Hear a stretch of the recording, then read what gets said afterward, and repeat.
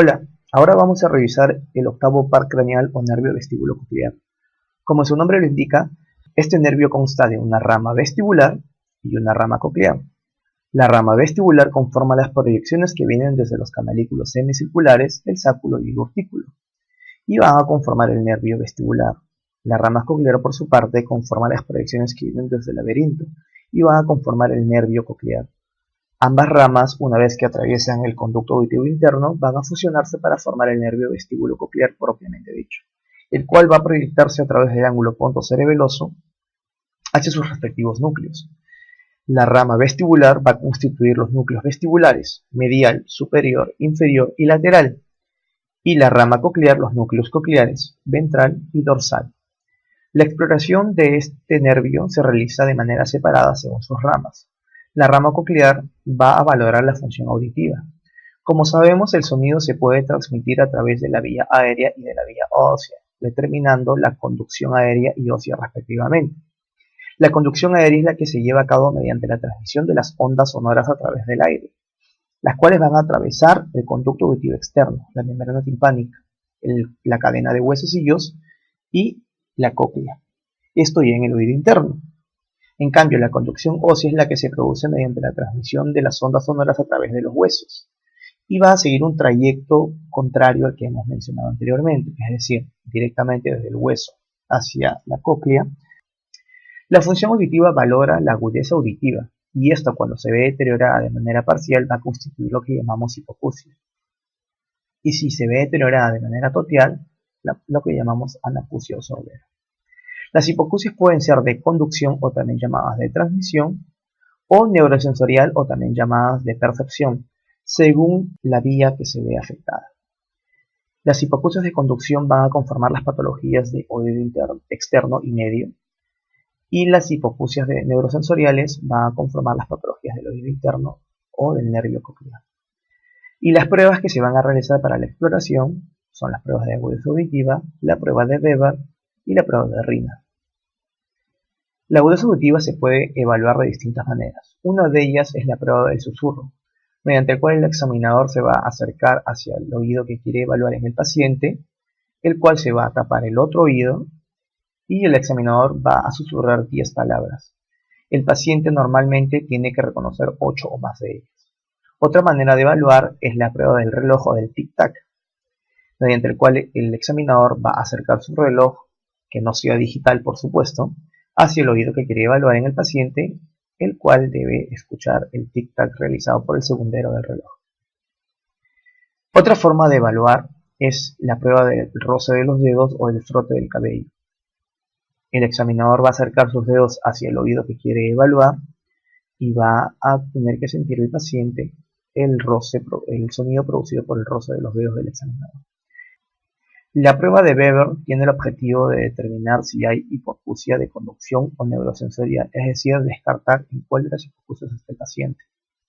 Esta se va a realizar mediante la utilización de un diapasón y luego se procederá a colocar este en el vértex del paciente. El paciente debe sentir la transmisión del sonido hacia ambos oídos de manera similar. Como vemos acá, solamente se está utilizando la conducción ósea y se va a evaluar la pérdida de la audición unilateralmente en cada uno de ellos.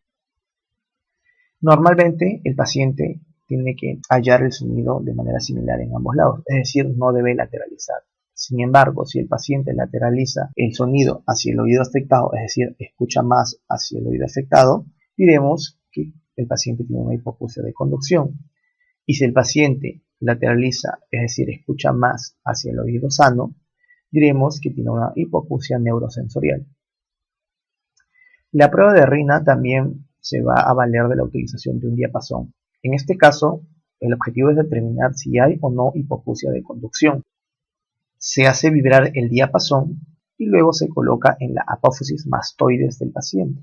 Una vez que el paciente deja de escuchar el sonido en esta posición, se va a colocar inmediatamente cerca al conducto auditivo externo del paciente. Como vemos, en este caso se evalúa tanto la conducción aérea como la conducción ósea y tenemos que evaluar si el paciente escucha mejor por conducción aérea o por conducción ósea. Normalmente la conducción aérea es mejor que la conducción ósea, tanto así que la proporción del tiempo de escucha del paciente entre conducción aérea y ósea es de 2 a 1.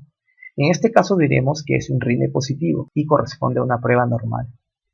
Sin embargo, si la conducción aérea es menor que la conducción ósea, es decir, que el paciente oye más en la conducción ósea que aérea, diremos que la prueba de RINE es negativa y determinará una hipoacusia de conducción. En resumen, si yo le aplico la prueba de Weber al paciente y lateraliza hacia el oído afectado, diremos que el paciente tiene una hipoacusia de conducción. Si lo hace hacia el oído sano, diremos que el paciente tiene una hipoacusia neurosensorial. Por su parte, si la prueba de RINA es negativo, diremos que hay una hipoacusia de conducción. Y si la prueba de RINA es positivo, diremos que hay una hipoacusia neurosensorial.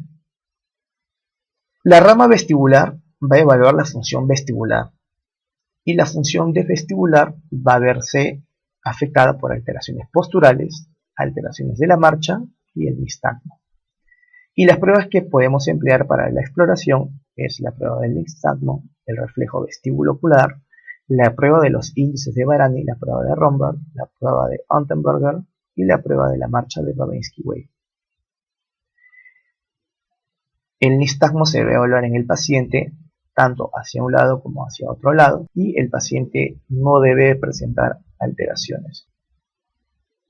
El reflejo oculocefálico se va a evaluar en el paciente a través de la aplicación de un movimiento lateral tanto hacia el lado derecho como hacia el lado izquierdo y el paciente debe mantener la mirada fija hacia la parte central.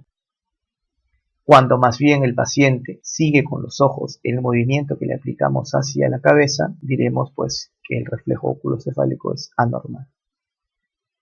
Otra prueba es la prueba de los índices de Varani. En este caso, se coloca al paciente al frente de nosotros con los brazos extendidos y los índices extendidos. Nosotros también haremos lo mismo. Primero, el paciente con los ojos abiertos debe tratar de chocar sus índices con los nuestros. Una vez que lo hace con los ojos abiertos, el paciente lo hará con los ojos cerrados, bajando los brazos y volviéndolos a subir.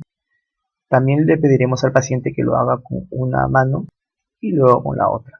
La prueba es positiva cuando el paciente, en vez de chocar nuestros índices, lateraliza los brazos hacia uno de los lados. La prueba de Romberg constituye una prueba mediante la cual al paciente lo hacemos que se coloque en posición de pie, con los ojos abiertos primero, y luego le decimos que cierre los ojos. El paciente más o menos deben pasar unos 10 a 30 segundos y el paciente debe mantenerse en su misma posición. Si el paciente se ve afectado, es decir, se ve lateralizado hacia uno de los lados, diremos que el Romberg es positivo. Y también se puede utilizar la prueba de Romberg sensibilizado, ya no con los pies juntos, sino con un pie por delante del otro. Y va a ser positivo si el paciente se mueve hacia adelante o hacia atrás.